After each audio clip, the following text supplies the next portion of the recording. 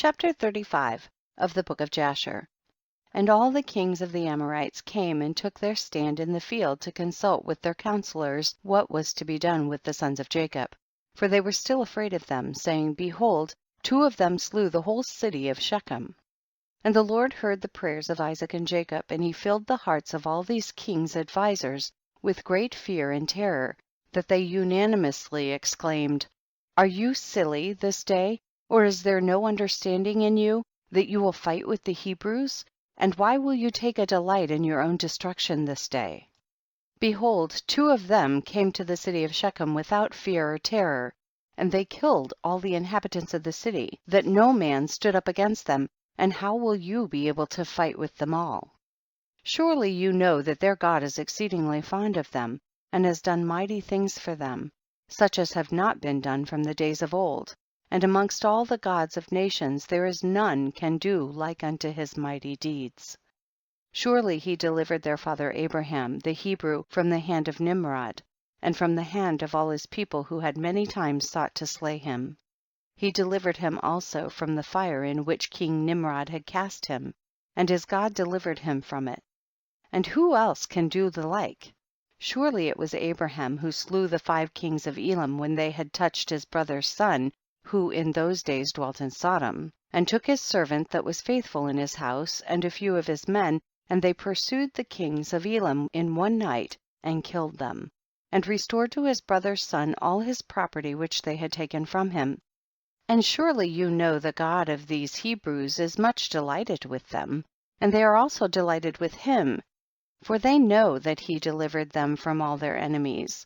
And behold, through his love toward God, Abraham took his only and precious son, and intended to bring him up as a burnt offering to his God. And had it not been for God who prevented him from doing this, he would then have done it through his love to his God.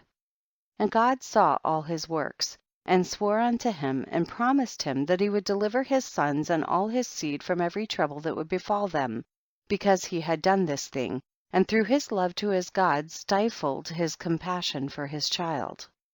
And have you not heard what their God did to Pharaoh king of Egypt, and to Abimelech king of Gerar, through taking Abraham's wife, who said of her, She is my sister, lest they might slay him on account of her, and think of taking her for a wife?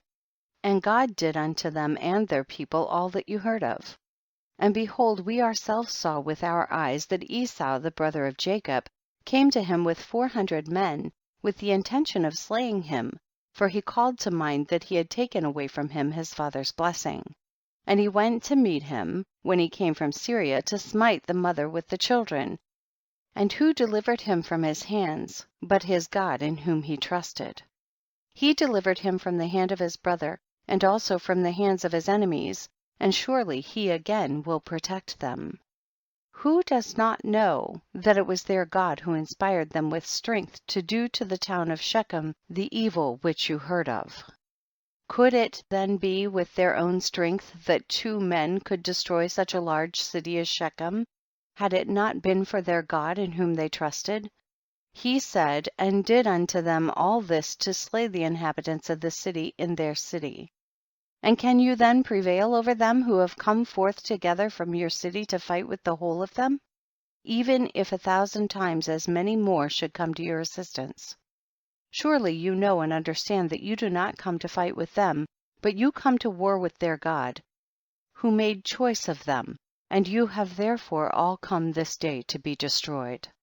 Now therefore, refrain from this evil which you are endeavoring to bring upon yourselves, and it will be better for you not to go to battle with them, although they are but few in numbers, because their God is with them. And when the kings of the Amorites heard all the words of their advisors, their hearts were filled with terror, and they were afraid of the sons of Jacob, and would not fight against them.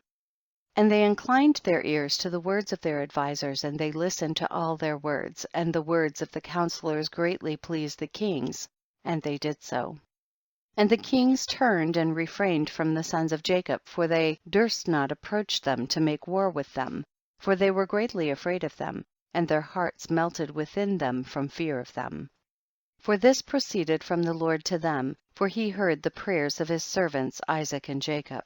For they trusted in him, And all these kings returned with their camps on that day, each to his own city, and they did not at that time fight with the sons of Jacob.